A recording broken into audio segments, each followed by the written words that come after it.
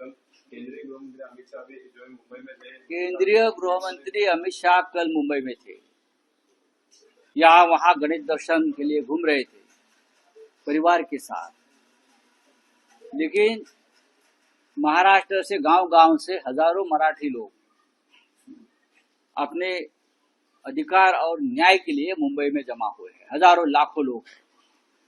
हमें लगा देश के गृह मंत्री इतने पावरफुल नेता है, इतने शक्तिमान नेता है, जो कश्मीर की समस्या सॉल्व कर सकते हैं, जो 370 हटा सकते हैं, जो सब कुछ कर सकते हैं, जो पार्टियां तोड़ सकते हैं, जो सरकारें गिरा सकते हैं, जो विधायक और सांसद खरीद सकते हैं, वो कल जाकर मराठा समाज के नेता मनोज जरांगे पाटिल से बातचीत करेंगे और कोई हल निकालेंगे।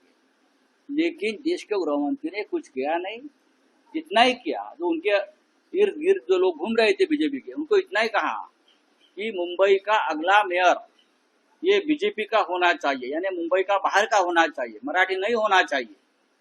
इतना ही कल कहा है।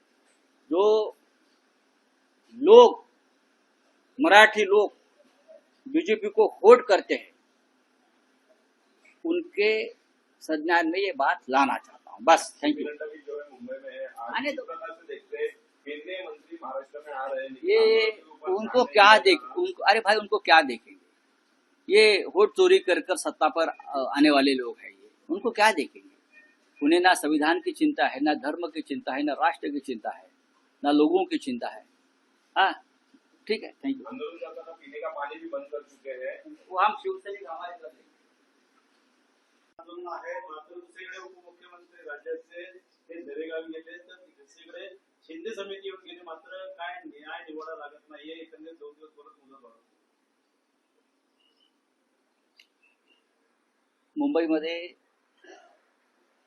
2 दिवसापासून महाराष्ट्राच्या कानाकोपऱ्यातून मराठी बांधव आलेले आहेत आणि त्यांचे नेते जरांगे पाटील आझाद मैदानावर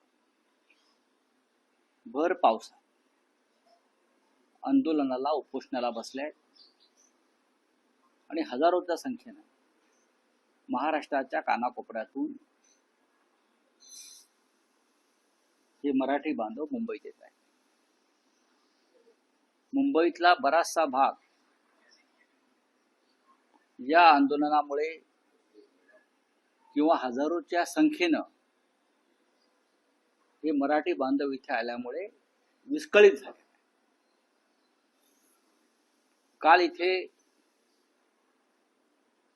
काल इथे देशाचे गृहमंत्री अमित शाह येऊन गेले. त्यांच्याबरोबर भारतीय जनता पक्षाचं सगळं लटांबर होतं. उपमुख्यमंत्री पद जे दरे गावाला गेले ते त्यांचं शेपूट सुद्धा तिकडे होतं. ते शेपूट म्हणून फिरत होते.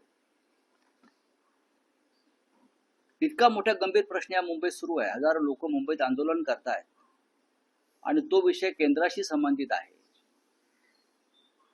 तरी सुद्धा आमची अपेक्षा होती की देशाचे गृहमंत्री आझाद मैदानावर जातील, ते जे प्रमुख नेते आहेत त्यांना दिलासा देतील, तोडगा काढण्याचा प्रयत्न करतील आणि हा विषय ऐन गणपती उत्सवामध्ये जो निर्माण झालेला आहे तो शांत करतील अशी आमच्या सगळ्यांची अपेक्षा होती. जे गृहमंत्री काश्मीरचा प्रश्न सोडवू शकतात, 370 कलम हटवू शकतात, घटनेत बदल करू शकतात, त्यासाठी ते गृहमंत्री मराठा समाजाच्या न्याय हक्कासाठी सुद्धा घटनेत बदल करू शकतात.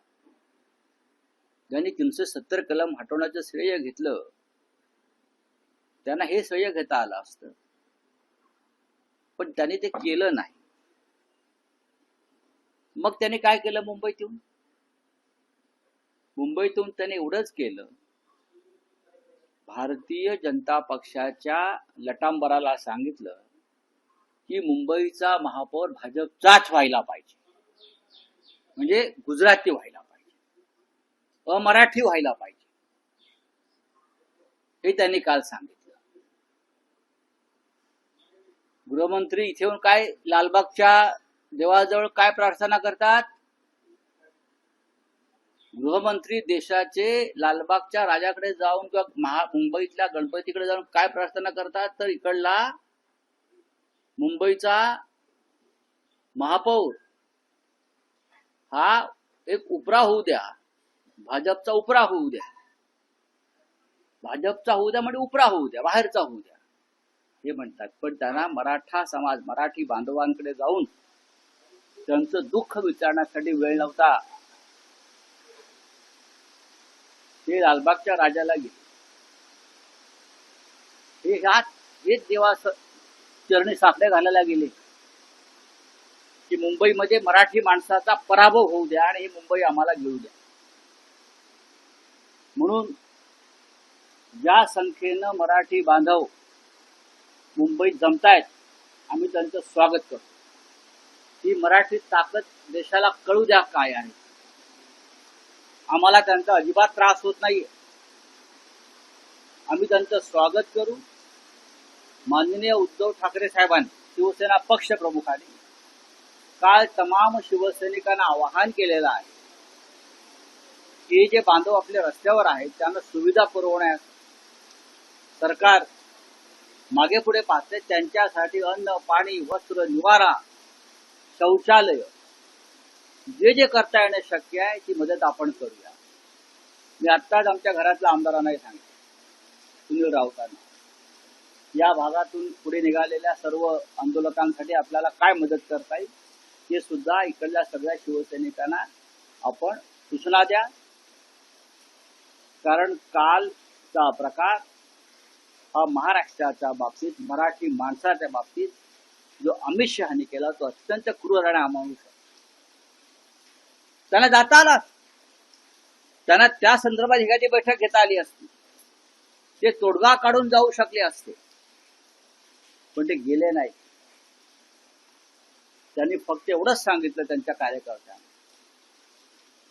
की मुंबईचा महापौर हा भारतीय जनता पक्षाचा म्हणजे पर्यायानं बाहेरचा पाहिजे. हे अत्यंत राज्याचं दुर्दैव आहे आणि त्यांच्या मागे पुढे भाजपचं मराठी लटांबर फिरत होतं. मग जरेगावात जाऊन बसले आहेत ते मुख्यमंत्री फडणवीस, ते कसले मराठी माणसं? हे मराठी माणसाला कलंक आहे ते सगळे लोक. चला बोला. भविष्यावरती गणपती ठेवण्यात आला, मात्र देखील आंदोलनामध्ये गणपती ठेवला. उद्धव ठाकरे यांचा फोन केला, मात्र मुख्यमंत्री आणि उपमुख्यमंत्री अजून त्यांना कुठलाही फोन केला, फक्त मेसेज जात. या संदर्भात मी आता मत व्यक्त करणार नाही.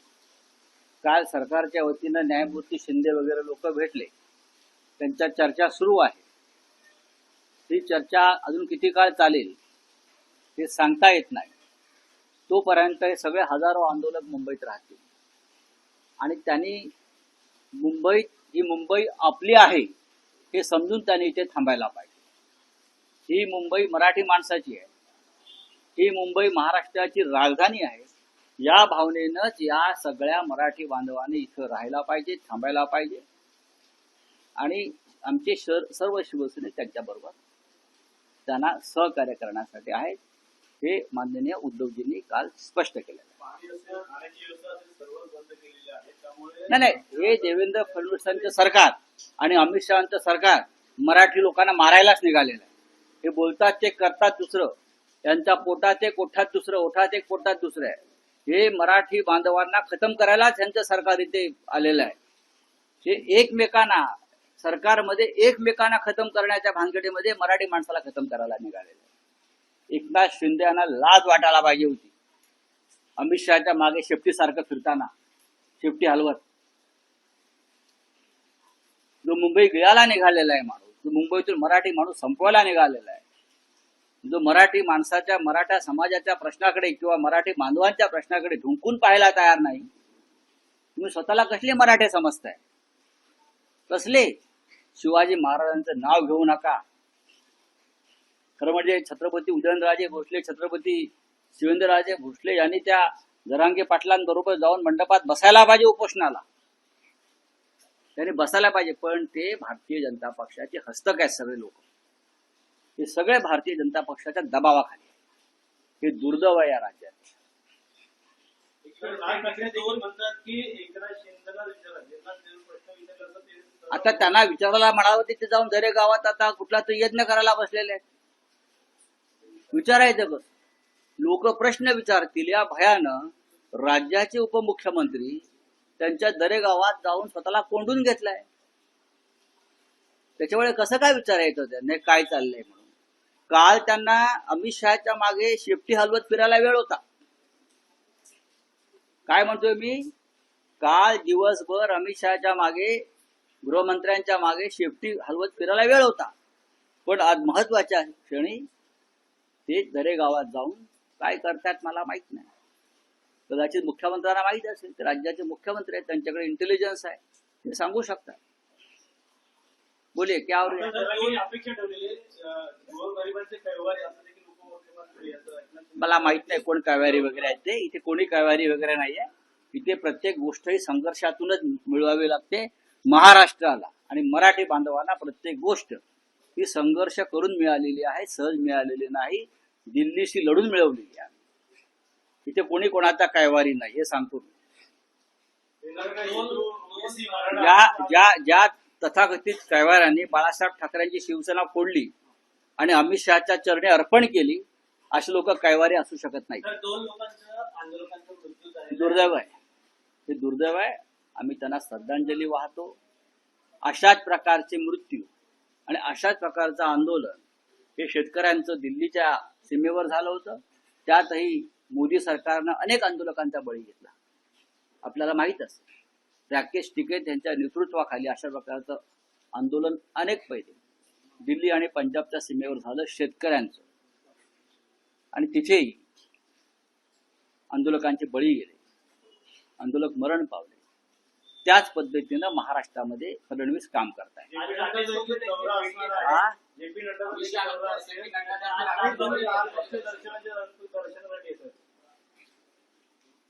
लालबागचा राजा हे दैवत मुंबईचं आहे, महाराष्ट्राचं आहे. त्या लालबागच्या राजाचे सर्व सेवेकरी शिवसैनिक आहेत. एवढंच मी सांगतो. त्या लालबागच्या राजाचे संस्थापक आणि सर्व सेवक हे शिवसैनिक आहेत.